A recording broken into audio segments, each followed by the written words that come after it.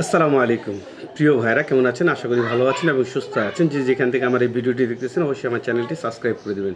প্রিয় ভাইরা, আজ আমি ঢাকা বিএফএস গ্লোবালের সংক্ষিপ্ত একটি আপডেট দেব। আজকে ঢাকা বিএফএস গ্লোবালে আমারই এলাকারই এক ভাই যে ইটালি থাকে, তার ওয়াইফ এবং তার বাচ্চার আজকে ফ্যামিলি ভিসা হয়েছে। আমার ভাইটির জন্য শুভকামনা। উনি তার ওয়াইফ এবং বাচ্চাকে নিয়ে এই মাসেই চলে যাবে ইটালিতে। যাই হোক, ওনার কাছ থেকে যতটুকু আপডেট পেয়েছি, কারণ আজকে আমি বিএফএস গ্লোবালে যেতে পারিনি, ওনাকে বলেছিলাম যে আমাকে একটু ছোটোখাটো একটা আপডেট নিয়ে আসার জন্য। তাই উনি আমার জন্য একটা ছোটোখাটো আপডেট নিয়ে আসছে। আজকে 2023 এবং 24 সালের প্রায় 8 থেকে 8-এর অধিক হবে। উনি আমাকে বললো যে 8-এর বেশি হবে যে ভিসা হয়েছে। এবং আজকে যারা ভিসা পেয়েছে 23 সালের, সবাই আজকে স্বতঃস্ফূর্তভাবে সবাইকে আর কি খুশি মনে তাদের পাসপোর্ট দেখিয়েছে এবং সবার সাথে আলোচনা করতে অনেক হাসাহাসি। আজকে বিএফএস গ্লোবালের সামনে একটা আনন্দমুখর পরিবেশ ছিল।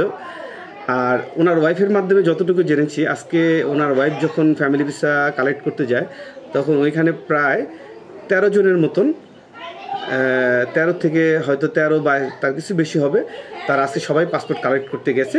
তার মানে আজকে সকলেরই ফ্যামিলি ভিসা হয়েছে, যে ফ্যামিলি ভিসা যারা কালেক্ট করতে গেছে। এবং এর চেয়ে বেশি উনি কিছু, কারণ উনি তো আসলে এত কিছু জানে না, মানে উনি যতটুকু দেখেছে আমাকে ততটুকু একটা আপডেট দিয়েছে। এবং ইনশাল্লাহ আমি চেষ্টা করবো আগামীকাল থেকে আপনাদের একটা আপডেট দেওয়ার নিয়মিত, কারণ আগামীকাল ইনশাল্লাহ আমি হয়তো বিএফএস গ্লোবালে যাব। আপনারা আগামীকালকে থেকে অবশ্যই আমার নিজস্ব আপডেট পাবেন। এবং সেই সাথে আরেকটি কথা, 8ই এপ্রিল যে মানববন্ধনের ডাক দিয়েছে, অবশ্যই আমরা সকলে এই মানববন্ধনে যোগ দেব। কারণ 23 ডিসেম্বর 24 এই যারা আছি আমরা সকলেই আসলে একটা বিপদগ্রস্তের মধ্যে আছি। কারণ প্রতিনিয়ত বিএফএস গ্লোবাল যে সকল আপডেট দিচ্ছে, কিন্তু আমাদের কোনো সুরাহা হচ্ছে না। আমরা আশা করব এই আন্দোলনের মাধ্যমে, শান্তিপূর্ণ মানববন্ধনের মাধ্যমে ডক্টর ইউনূস স্যার জানে আমাদের এই বিষয়টা নিয়ে খুব আলোচনা করে এবং একটা সুষ্ঠু সমাধান করে। ধন্যবাদ।